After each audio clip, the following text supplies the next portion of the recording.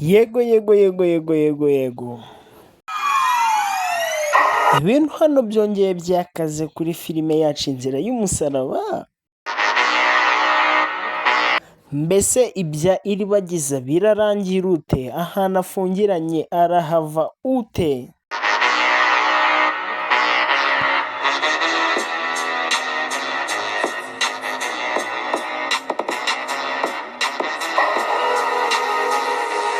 Ese imigambi papa Isimbi afite afatanyije na murumuna w'umugore we yo gufungirana Iribagiza paka Isimbi bamupimye inda biravamo? Kwa Cyusa, tugaruke kwa Cyusa, bashaka kujyana ikirego kuri polisi, ho biragenda ute?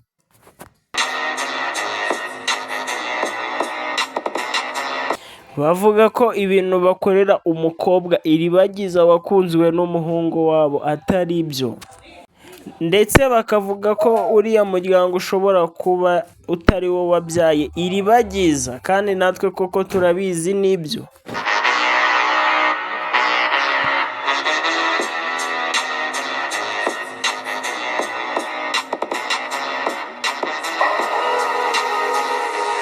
Iyi ni inzira y'umusaraba. Ibi ni ibintu byose bikwiye gukemuka, tukamenya iyo biva n'iyo bijya kabisa. Inzira y'umusaraba, inzira y'umusaraba ni ndende, oh ni ndende. Inzira y'umusaraba, inzira y'umusaraba ni ndende, oh ni ndende. Inyurwamo n'uyizi kandi ihanganye, afite imbaraga, afite gukomera, ibigeragezo wahuriramo nabyo si bikeya. Iyi ni inzira y'umusaraba anyuramo, ni urugendo rw'urukundo rukomeye kuri njyewe. Nubwo ntotezwa ngakubitwa, siniheba siniheba, oya oya oya, winsiga winsigire rungu, umutima wanjye uragukeneye. Subiza amaso inyuma, subiza amaso inyuma, subiza amaso inyuma, wibuke bya bihe. Subiza amaso inyuma. Nawe ndagusaba gusubiza amaso inyuma kabisa, ukareba inyuma yawe uko hari hameze, ukareba aho ugeze mu rukundo rwawe kabisa. Iyi filime iba igomba kutwigisha byinshi, tukamenyeramo byinshi byiza cyane kabisa. Ahangaha Iribagiza nk'ahangaha aba ari kutwigisha isomo nkatwe nk'abanyarwanda, tukamenya uko dukwiye kwifata, uko tugomba kwitwara.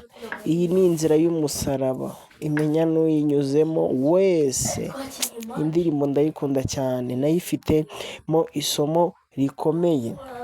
Ndagira ngo nkubwire nk'uko muri kubona aho ngaho kabisa, Kanyana hano yari ari kuvuganira Iribagiza papa we ndetse na murumuna w'umugore we Fabiola. Ahangaha bari kuvuga ngo najye gushaka Isimbi, bari bari kumutuma gushaka Isimbi, kandi Iribagiza nawe atazi aho ari. Ahangaha mwumvishe neza, bari bagiye kwivamo kabisa, kuko Rugema yavuze ngo Iribagiza ahari ameze neza, afite amahoro, ariko kuko mu by'ukuri ntago hazwi neza ahari. Hano Kanyana ntabwo ahazi, yashakaga kuhamenya, yashakaga kumenya ahari kabisa, ariko ahangaha byarangiye nyine atabimubwiye neza.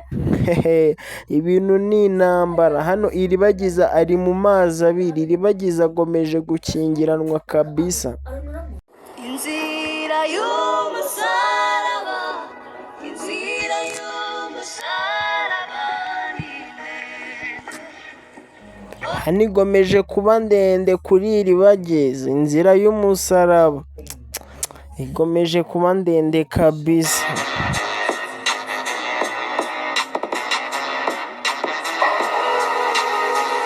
Hano kandi ikindi kintu nakubwira ni uko Cyusa ibyo kurya byamunaniye, hano ari gutekereza umukobwa ndetse n'ababyeyi biwe byabacanze, babuze icyo bakora. Birakaze. Bibyo rero ababyeyi bazima icyo bakoze ahangaha, bafashe Cyusa baramuganiriza. Ikibazo cya mbere cyari iki? Bamubajije ati ngo inkuru turi kumva koko niyo yo gukingirana Iribagiza?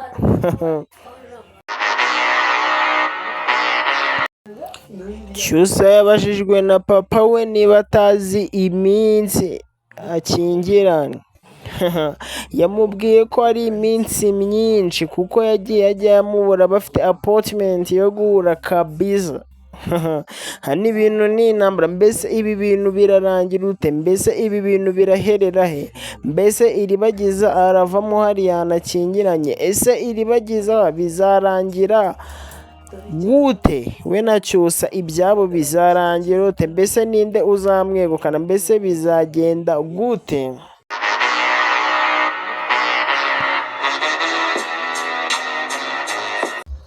Hano Fabiola filime yacu twabonye ko yarangiye ari gutera ubwoba Iribagiza, ari kumubwira ati ngo Imana ikurinde Isimba agaruke ari muzima. Yari ari kumushinja ko ari umugome. Reka turebe ibi bintu uko bizarangira, ikizabigenza buhoro cyangwa se ikizabihosha kabisa. Mwubwira ngo reka dukurikirane indi episode ya 32 kabisa, tuyikurikirane kabisa tudahwema kureba filime yacu hano ku nzira y'umusaraba. Tureba neza hano ku nzira y'umusaraba ni Big Family TV kabisa, niyo yonyine iyiduha. Murakoze cyane rero, niba utarakanda subscribe, kanda subscribe, liking video, share ndetse na comment.